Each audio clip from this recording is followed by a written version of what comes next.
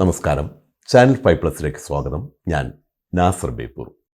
ചിലർക്ക് ചില കാലം പറ്റിക്കാൻ കഴിയും. എന്നാൽ എല്ലാവരെയും എല്ലാ കാലവും എങ്ങനെയും പറ്റിച്ച് ജീവിക്കാമെന്ന് പ്രതീക്ഷിക്കരുത്. അവർ വലിയ കുഴിയിൽ വന്ന് ചാടുമെന്ന കാര്യം ഉറപ്പാണ്. അത്തരത്തിൽ കബളിപ്പിക്കൽ ഒരു കലയാക്കി മാറ്റിയ ഒരാളെക്കുറിച്ച് ഇന്ന് പറയാം. വഞ്ചനയുടെ രാജകുമാരൻ എന്നറിയപ്പെടുന്ന ആന്റണി എൻറിക് ജിഗ്നാക്. എല്ലാവരെയും എല്ലാ കാലവും പറ്റിച്ച് കഴിയാമെന്ന് വ്യാമോഹിക്കുന്നവർക്ക് ഒരു പാഠമാകുമെങ്കിൽ ആകട്ടെ എന്ന് കരുതിയാണ് ചാനൽ 5+ന്റെ ചെയർമാൻ കൂടിയായ ഉമർ ബിൻ അലി സാബിന്റെ നിർദ്ദേശത്തോടെ ഇയാളുടെ ജീവിതം ഇന്ന് വിഷയമാക്കാനെടുത്തത്. ആരാണ് ആന്റണി ജിഗ്നാക് എന്ന് ചോദിച്ചാൽ അധികമാരും ഉത്തരം പറയാൻ സാധ്യതയില്ല. എന്നാൽ സൗദി രാജകുമാരൻ ഖാലിദ് ബിൻ അൽ സൗദ് എന്ന പേരിൽ ദീർഘകാലം അറിയപ്പെടുകയും തട്ടിപ്പ് നടത്തുകയും ചെയ്ത വീരൻ ആര് എന്ന് ചോദിച്ചാൽ ഓർക്കാൻ സാധ്യതയുണ്ട്. കൊളംബിയൻ വംശജനായ അമേരിക്കൻ തട്ടിപ്പുകാരനും വഞ്ചകനുമാണ് ആന്റണി എൻറിക് ജിഗ്നാക്. 1970 കൊളംബിയയിൽ ഒരു ദരിദ്ര കുടുംബത്തിലാണ് ആന്റണി ജിഗ്നാക് ജനിക്കുന്നത്. മാതാപിതാക്കൾ ഇട്ട പേർ ജോസ് മൊറേനോ എന്നായിരുന്നു. ചെറുപ്പത്തിൽ തന്നെ മാതാപിതാക്കൾ നഷ്ടപ്പെട്ട മൊറേനോയും സഹോദരൻ ഡാനിയേലും കൊളംബിയയിലെ ഒരു തെരുവിലായിരുന്നു ജീവിച്ചിരുന്നത്. അനിയൻ കൊച്ചു കുഞ്ഞായിരുന്നു. മാതാപിതാക്കൾ നഷ്ടപ്പെട്ട അവന്റെ സംരക്ഷണം മൊറേനോയുടെ ബാധ്യതയായിരുന്നു. അവന് പ്രായം 4.5 വയസ്സ്, അനിയന് 2 വയസ്സ്. ഭക്ഷണത്തിന് പോലും വകയില്ല, നല്ല വസ്ത്രങ്ങളില്ല, കിടക്കാൻ ഒരിടമില്ല. തെരുവ് കൂട്ടങ്ങൾക്കൊപ്പം അവനും സഹോദരൻ ഡാനിയേലും വളർന്നു. ധനികരായ അച്ഛനമ്മമാർക്കൊപ്പം നല്ല കാറിൽ നല്ല വസ്ത്രങ്ങൾ ധരിച്ചു പോകുന്ന തൻ്റെ പ്രായത്തിലുള്ളവരെ അവൻ അസൂയയോടെ നോക്കുമായിരുന്നു. പണമാണ് ലോകത്തിൽ ഏറ്റവും വലുത് എന്ന് മനസ്സിൽ ഉറപ്പിക്കുന്നതായിരുന്നു ആ നോട്ടം. 4.5 വയസ്സിൽ 2 വയസ്സുകാരൻ്റെ സംരക്ഷണം ഏറ്റെടുക്കേണ്ടി വന്ന ഒരു ഹതഭാഗ്യൻ. കൂട്ടുകാരില്ല, കുടുംബക്കാരില്ല, പട്ടിണിയും പഴിയും കുത്തുവാക്കും മാത്രം. ഈ ഒരു കുടുംബ പശ്ചാത്തലമാണ് വാസ്തവത്തിൽ അവനെ പിന്നീടുള്ള ജീവിതത്തിൽ ഒരു കുറ്റവാളിയാക്കി മാറ്റിയത്. മൊറോനയ്ക്ക് 7 വയസ്സുള്ളപ്പോൾ മിഷിഗണിൽ നിന്നുള്ള ദമ്പതികൾ അവനെയും സഹോദരനെയും ദത്തെടുത്തു. അവർ അവന് ഒരു പുതിയ പേരും നൽകി, ആന്റണി എൻറിക് ജിഗ്നാക്. വായെടുത്താൽ നുണ പറയുന്ന സ്വഭാവക്കാരനായിരുന്നു ജിഗ്നാക്. ദാരിദ്ര്യത്തിൽ ജീവിച്ച അവന് സമ്പന്നനാകാൻ വലിയ മോഹമായിരുന്നു. ദത്തെടുത്ത രക്ഷിതാക്കൾ ഇടത്തരക്കാരായിരുന്നെങ്കിലും താൻ ഒരു കുബേര കുടുംബത്തിൽ നിന്നും വരുന്ന കുട്ടിയാണെന്നായിരുന്നു അവൻ സഹപാഠികളെ ധരിപ്പിച്ചിരുന്നത്. തന്റെ മാതാപിതാക്കൾ സമൂഹത്തിൽ ഏറെ സ്വാധീനമുള്ളവരാണെന്നും അവൻ പറഞ്ഞു വരുത്തിയിരുന്നു. ആദ്യം മാതാവ് വളരെ ധനികയാണെന്നും പിതാവ് പേരെടുത്ത സിനിമാ നടനാണെന്നും പറഞ്ഞായിരുന്നു തട്ടിപ്പ്. 12 വയസ്സിൽ തന്നെ ജിഗ്നാക് ഒരു രാജകുടുംബാംഗമായി മാറാൻ തുടങ്ങി. ഒരു മെഴ്സിഡസ് ഷോറൂമിലെത്തി താൻ സൗദി രാജകുമാരന്റെ മകനാണെന്ന് പറഞ്ഞ് മെഴ്സിഡീസിന്റെ ഏറ്റവും പുതിയ ആഡംബര കാർ ടെസ്റ്റ് ഡ്രൈവ് ചെയ്യാൻ ഇവനൊരു ശ്രമം നടത്തി. അവർ പോലീസിനെ അറിയിച്ചെങ്കിലും പോലീസ് ഇവരെ മാതാപിതാക്കൾക്ക് കൈമാറി. ജിഗ്നാക്കിന്റെ കള്ളം പറയുന്ന ഈ സ്വഭാവം കൊണ്ട് പൊറുതിമുട്ടിയ അവർ അവനെ ഒരു ഡോക്ടറെ കാണിച്ചെങ്കിലും അതുകൊണ്ടൊന്നും വലിയ മാറ്റമുണ്ടായില്ല. ഇതിനിടയിൽ മാതാപിതാക്കൾ വിവാഹമോചനം നേടിയതോടെ ജിഗ്നാക് കൂടുതൽ വഷളായി. നാട്ടിൽ പിടിച്ചു നിൽക്കാനാവാത്ത നിലവന്നപ്പോൾ 17-ാം വയസ്സിൽ ജിഗ്നാക് നാടുവിട്ടു. വ്യാജ ഐഡന്റിറ്റി കാർഡ് ഉപയോഗിച്ച് പണക്കാരനായി നടിച്ച് തട്ടിപ്പുകൾ നടത്തിയെങ്കിലും ഉടൻ തന്നെ പിടികൂടപ്പെട്ടു, അറസ്റ്റിലായി.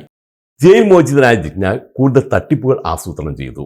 1988 മുതൽ സൗദി അല്ലെങ്കിൽ മിഡിൽ ഈസ്റ്റ് രാജ്യങ്ങളിലെ ഏതെങ്കിലും ഒരു രാജ്യത്തെ രാജകുടുംബാംഗമായി ആൾമാറാട്ടം നടത്തിയായിരുന്നു ജീവിതം. ഇതിന്റെ പേരിൽ 11 തവണ ജിഗ്നാക് അറസ്റ്റിലായി. തുടക്കത്തിൽ സൗദി ആയുധ ഇടപാടുകാരനായ പ്രിൻസ് അദ്നാൻ ഖഷോഗി എന്ന പേരിലായിരുന്നു തട്ടിപ്പ്. അനിതര സാധാരണമായ വാക്ചാതുരിയും ഭാഷാ നൈപുണ്യവും ഒട്ടും മടികൂടാതെ കള്ളം പറയാനുള്ള കഴിവും എന്തും നേരിടാനുള്ള ചങ്കൂറ്റവുമായിരുന്നു ജിഗ്നാക്കിന്റെ കൈമുതൽ. ഇതുമായി അയാൾ ആഗ്രഹിച്ചൊരു ലോകം വെട്ടിപ്പിടിക്കുകയായിരുന്നു. ആളുകളെ പറഞ്ഞു പറ്റിക്കുന്നൊഴിച്ച് ജീവിതത്തിൽ ഒരു ജോലിയും അയാൾ ചെയ്തില്ല. പക്ഷേ അതിലൂടെ അയാൾ കോടികൾ സമ്പാദിച്ചു. വില കൂടിയ കാറുകൾ വാങ്ങി, വില കൂടിയ വസ്ത്രങ്ങൾ ധരിച്ചു, ആഡംബര ഹോട്ടലുകളിൽ മാത്രം താമസിച്ചു. തട്ടിപ്പ് കേസുകളിൽ പലതവണ പിടിക്കപ്പെട്ടു, തടവിലായി. അങ്ങനെ ജയിൽ ജിഗ്നാക്കിനെ പുത്തരിയല്ലാതായി. അധികവും ചെക്ക് കേസുകളായിരുന്നു. ചെറിയ കാലത്തെ ജയിൽ ജീവിതം, അതും കഴിഞ്ഞ് വീണ്ടും തട്ടിപ്പ്, ആഡംബര ജീവിതം, ഇതായിരുന്നു പതിവ്. സമ്പന്നരുടെയും ഉയർന്ന റാങ്കിലുള്ളവരുടെയും ഐഡന്റിറ്റി കാർഡുകളും രേഖകളും വ്യാജമായി നിർമ്മിച്ചായിരുന്നു തട്ടിപ്പ്. അത്തരം വ്യക്തികളുടെ വ്യാജ പാസ്പോർട്ടുകൾ വരെ ഇയാൾ കരസ്ഥമാക്കിയിരുന്നുവെന്ന് പറഞ്ഞാൽ പലരും അതിശയിക്കും. പക്ഷേ അതായിരുന്നു ആന്റണി ജിഗ്നാക്. ഇതിനിടയിലാണ് ഇനി ചെറിയ തട്ടിപ്പുകൾ പോരാ, വലുത് തന്നെയാവണമെന്ന് ഇയാൾ ഉറച്ചത്. ഇതിനായി കണ്ടെത്തിയത് ചില്ലറക്കാരനെ ഒന്നുമായിരുന്നില്ല, സൗദി രാജകുമാരൻ ഖാലിദ് ബിൻ അൽ സൗദിനെ തന്നെയായിരുന്നു. അദ്ദേഹത്തെ ജിഗ്നാക് സൂക്ഷ്മമായി പഠിച്ചു. അദ്ദേഹത്തിന്റെ തിരിച്ചറിയൽ രേഖകൾ വ്യാജമായി നിർമ്മിച്ചു. അറബി ഭാഷ പഠിച്ചു. രാജകുമാരന്റെ രാജകീയമായ ഐഡന്റിറ്റി തെളിയിക്കാൻ ഡിപ്ലോമാറ്റിക് കാർ ലൈസൻസ് പ്ലേറ്റുകളും രേഖകളും സുരക്ഷാസേനയുടെ ഡിപ്ലോമാറ്റിക് ബാഡ്ജുകളും വ്യാജമായി നിർമ്മിച്ചു.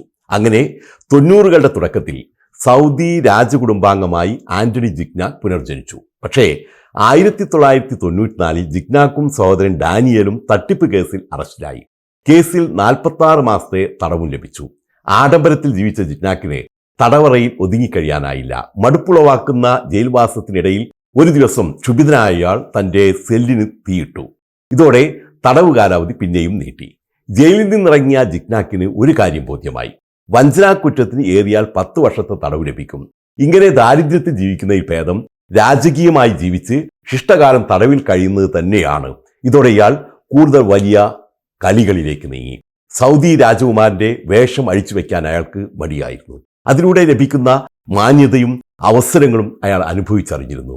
എന്ന് മാത്രമല്ല, താൻ ഒരു രാജകുമാരനാണെന്ന് തനിക്ക് തന്നെ സ്വയം തോന്നി തുടങ്ങിയിരുന്നു എന്നുമാണ് ഇയാൾ പിന്നീട് ഇതേക്കുറിച്ച് വെളിപ്പെടുത്തിയത്.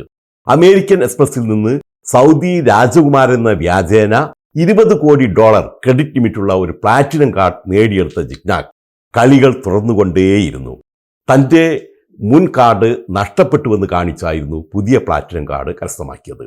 സൗദിയിലെ നിക്ഷേപ സാധ്യതകൾ ചൂണ്ടിക്കാട്ടി ലോകത്തിന്റെ വിവിധ ഭാഗങ്ങളിൽ നിന്നും നിക്ഷേപങ്ങൾ സമാഹരിക്കുകയായിരുന്നു അടുത്ത ലക്ഷ്യം. ഇതിനായി 2015 ഇയാൾ നോർത്ത് കരോലിനയിലെ ബിസിനസ്സുകാരനായ കാൾ മാർഡൻ വില്യംസണുമായി ചേർന്ന് മാർഡൻ വില്യംസൺ ഇന്റർനാഷണൽ എന്ന പേരിൽ ഒരു കമ്പനി രൂപീകരിച്ചു.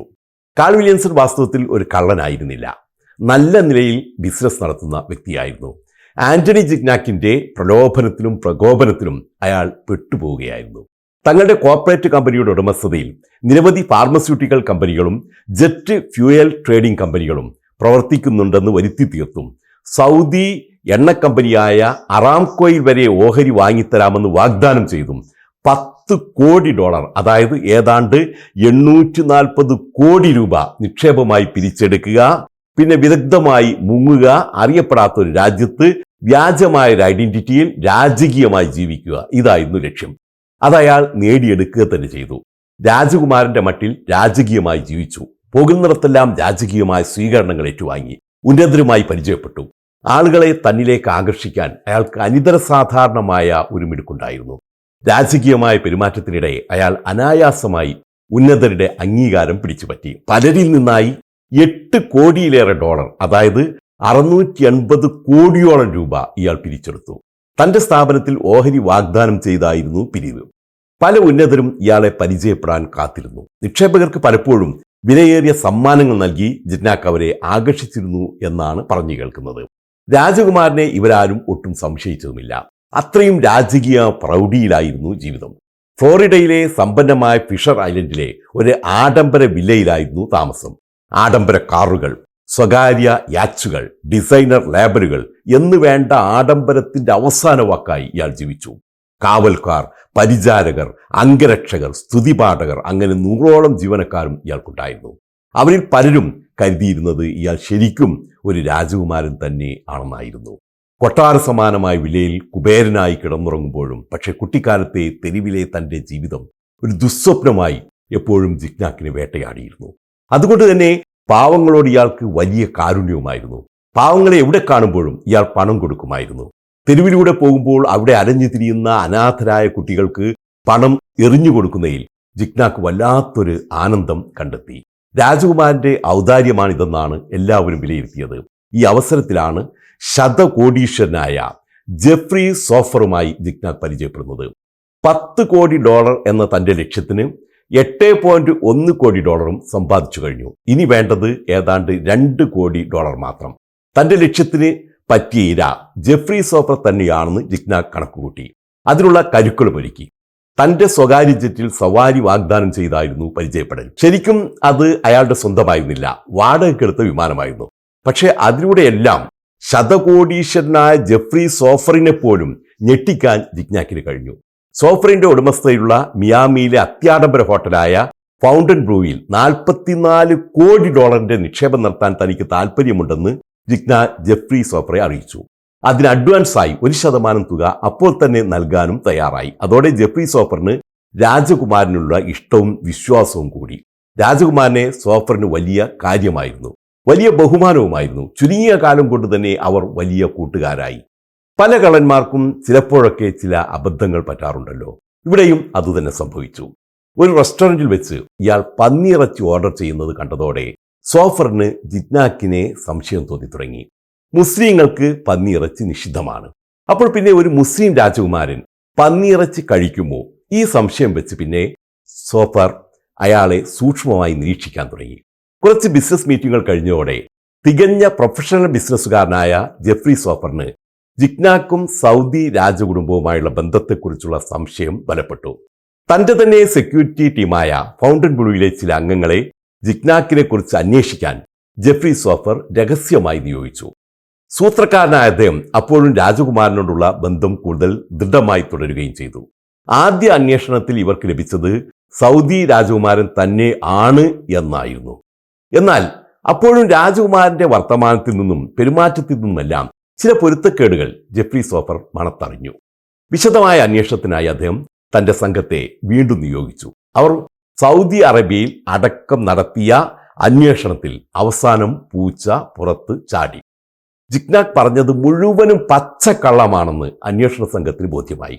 അപ്പോഴും സൂത്രക്കാരനായ ജെഫ്രി സോഫർ അയാളുമായുള്ള സൗഹൃദം തുടരുന്നതായി നടിച്ചു. പക്ഷേ കടുവയെ പിടിച്ച കിടുവയായിരുന്നു ആന്റണി ജിഗ്നാക്ക്. അയാൾ അത് മണത്തറിഞ്ഞു.